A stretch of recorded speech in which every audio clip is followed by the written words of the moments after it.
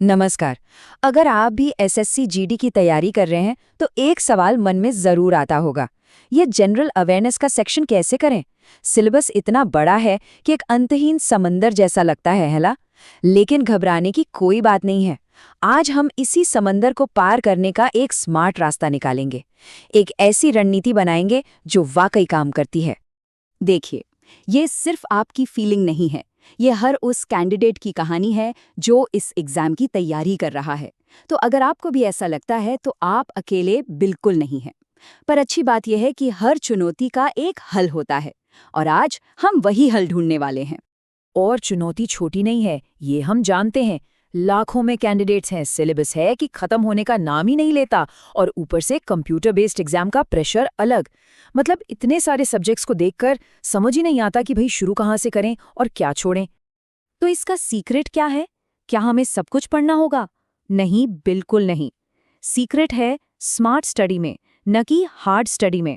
और सबसे अच्छी खबर यह है कि इस एग्जाम का ना एक पैटर्न है, एक छिपा हुआ पैटर्न, जिसे अगर आपने पकड़ लिया तो समझो आधा काम हो गया। चलिए इस रहस्य से पर्दा उठाते हैं। जब हम पिछले कई सालों के पेपर्स को देखते हैं तो एक पैटर्न साफ साफ नजर आता है। हमें ये पता चल जाता है कि कौन से टॉपिक्स एग्जामिनर के फेवरेट हैं, कहाँ से सवाल बार बार आते हैं। इससे हम अपनी पूरी एनर्जी सही जगह पर लगा सकते हैं ताकि कम मेहनत में ज्यादा से ज्यादा स्कोर कर सकें।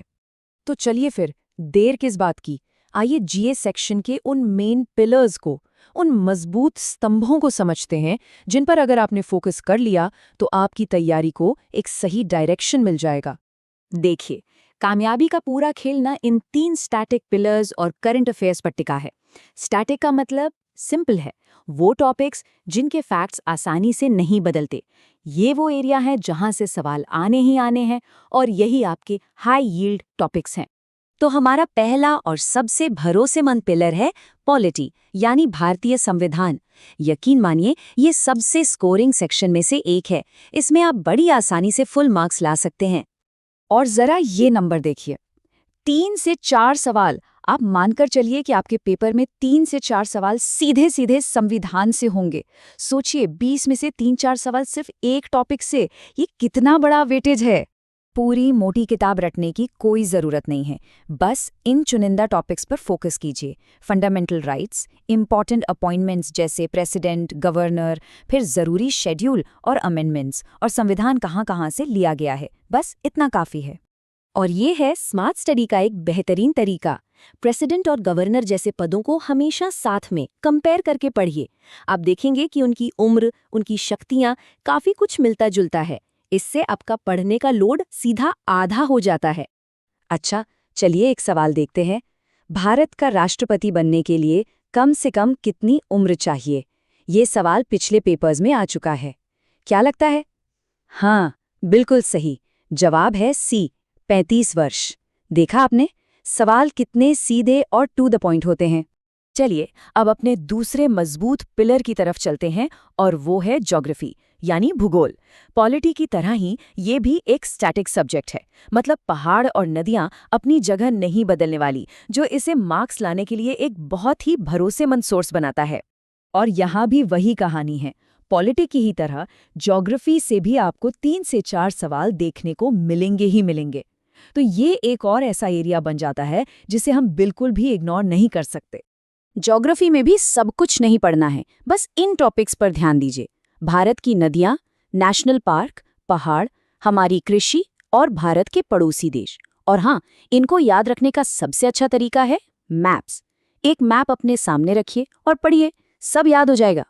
एक और सवाल देखते हैं।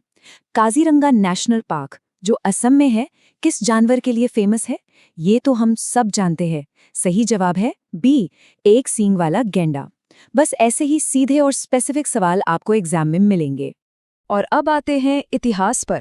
मुझे पता है, बहुत से लोगों को हिस्ट्री पढ़ना काफी मुश्किल लगता है, पर यकीन मानिए, अगर आपको ये पता चल जाए कि पढ़ना क्या है तो ये भी आसान हो सकता है। अब जरा इस चार्ट को ध्यान से देखिए। यही है हिस्ट्री का सबसे बड़ा सीक्रेट। लगभग 95% सवाल इंडियन हिस्ट्री से आते हैं और सिर्फ 5% वर्ल्ड हिस्ट्री से। इसका मतलब क्या हुआ? इसका मतलब है कि आपको वर्ल्ड हिस्ट्री पर अपना टाइम वेस्ट करने की जरूरत ही नहीं है। बस ये एक बात जानना आपकी आधी मुश्किल आसान कर देता है। चलिए हिस्ट्री का भी एक सवाल देख लेते हैं। ग्रेट बाथ या विशाल स्नानागार सिंधु घाटी सभ्यता में कहाँ मिला था? और सही जवाब है सी, मोहनजोदड़ो। देखिए एग्जाम में ऐसे ही सीधे फैक्ट बेस्ड सवाल पूछे जाते हैं। हमारा आखिरी लेकिन बहुत ज़रूरी पिलर है करंट अफेयर्स। हाँ, ये बहुत बड़ा है, लेकिन एसएससी जीडी के लिए आपको सब कुछ नहीं पढ़ना। खास तौर पर स्पोर्ट्स और हाल में हुई अपॉइंटमेंट्स, ये दो ऐसे एरिया हैं जहां से बार बार सवाल आते हैं और ये काफ़ी स्कोरिंग भी है। करंट अफेयर्स में स्पोर्ट्स तो हॉट टॉपिक हैं, जैसे क्रिकेट में रणजी ट्रॉफी, फुटबॉल में डूरंट कप। ये किस खेल से जुड़े हैं, ये सवाल अक्सर आते हैं। तो बेहतर है कि आप ऐसी एक लिस्ट बना लें और उसे बार बार रिवाइज करें। तो हमने सारे पिलर्स को समझ लिया। अब जो भी हमने सीखा है उसे एक साथ मिलाकर कुछ ऐसी गेम चेंजिंग स्ट्रैटेजीज बनाते हैं जिन्हें आप आज से ही अपनी तैयारी में शामिल कर सकते हैं। तो ये रहा आपका 4 स्टेप एक्शन प्लान। पहला, ज्योग्राफी के लिए मैप का इस्तेमाल कीजिए। दूसरा, सबसे ऊंचा सबसे बड़ा वाली लिस्ट जरूर बनाइए।